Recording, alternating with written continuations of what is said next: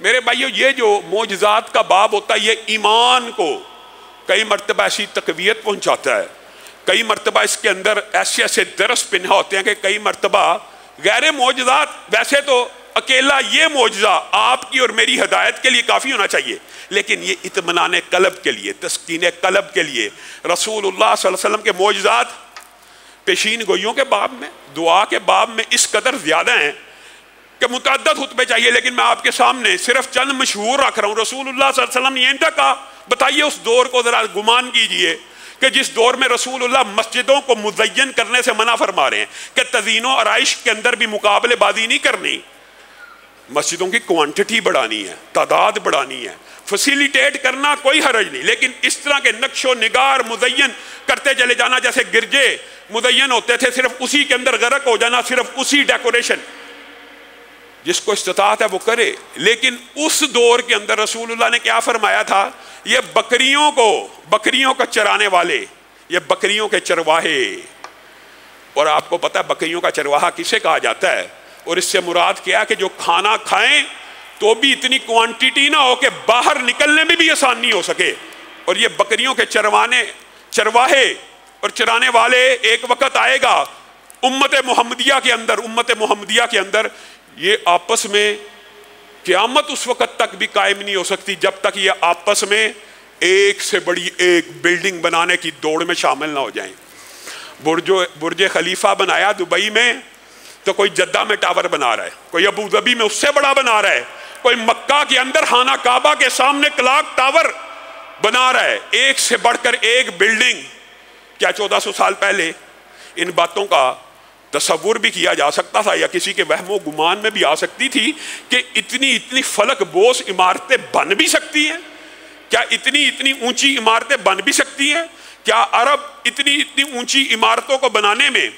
ایک دوسرے سے مقابلہ کریں گے؟ اور جہاں تک دعا کی بات ہے، یہ تو ایک لمبا چوڑا باب ہے، صرف ایک بات آپ کے سامنے رکھتا ہوں۔ حضرت انس کہتے ہیں میری ماں نے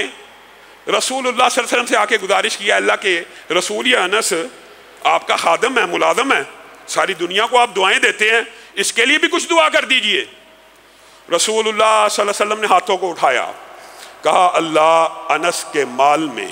اس کی اولاد میں برکت عطا فرما۔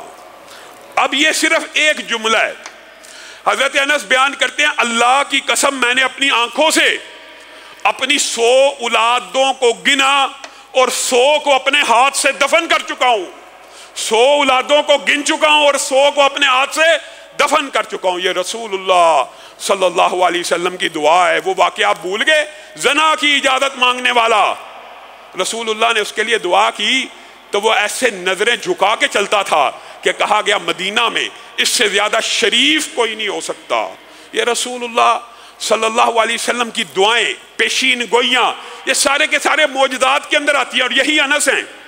انس ہیں۔ کہتے ہیں کہ میری والدہ نے زینب بنت جہش کے ساتھ جب رسول اللہ کی شادی ہوئی، رسول اللہ صلی اللہ علیہ وسلم کی بھوک، رسول اللہ صلی اللہ علیہ وسلم کے گھر میں کھانے کا نہ ہونا، یہ صحابہ میں معروف تھا، مشہور تھا، لوگوں کو پتا ہوتا تھا صحابہ کو کہ یہ والی مدینہ ہے، یہ ریاست کا ذمہ دار ہے، یہ ریاست کا صدر ہے، یہ ریاست کا وزیر اعظم ہے، یہ ریاست کا سب سے اعلیٰ ستون ہے، لیکن یہ مہنگائی کے بم عوام پہ نہیں گرا رہا،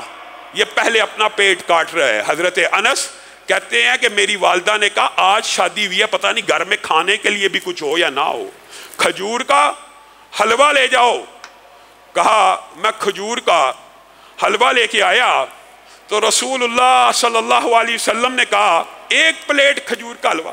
فلاں کو بھی بلاؤ، فلاں کو بھی بلائے، فلاں کو بھی بلاؤ۔ کہا میں نے کہا ایک پلیٹ حلوہ ہے۔ رسول اللہ صلی اللہ علیہ وسلم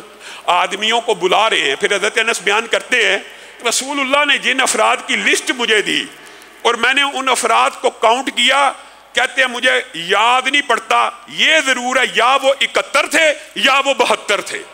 ایک کم ہو سکتا ہے یا ایک زیادہ ہو سکتا ہے، یا وہ 71 افراد تھے یا وہ 72 افراد تھے۔ رسول اللہ صلی اللہ علیہ وسلم نے بسم اللہ پڑھی، اور رسول اللہ کی یہ بھی سنت تھی کہ جب رسول اللہ صلی اللہ علیہ وسلم کسی کھانے میں برکت کے لیے دعا کیا کرتے تھے تو اپنی 3 انگلیوں کو اس کھانے میں رکھ کر بسم اللہ بسم اللہ بسم اللہ پڑھا کرتے تھے۔ حضرت انس نے کہا میں نے رسول اللہ کی انگلیوں کے نشان اس حلوے کی پلیٹ کے اوپر دیکھے، اور کیا دیکھا، وہ کھجور کا حلوہ پھولنا شروع ہو گیا ہے۔ جیسے ہی رسول اللہ بسم اللہ پڑھتے کھجور کا حلوہ پھول جاتا، پھر بسم اللہ پڑھتے پھر کھجور کا حلوہ پھول جاتا۔ 71 بندوں نے اس میں سے حلوہ کھایا، پھر رسول اللہ نے کہا جاؤ زینب کو بھی دے آؤ، جاؤ گھر والوں کو بھی دے آؤ۔ اللہ کی قسم آج بھی اس حلوے کی اندر میں رسول اللہ کے انگلیوں کے نشانات کو جانتا ہوں۔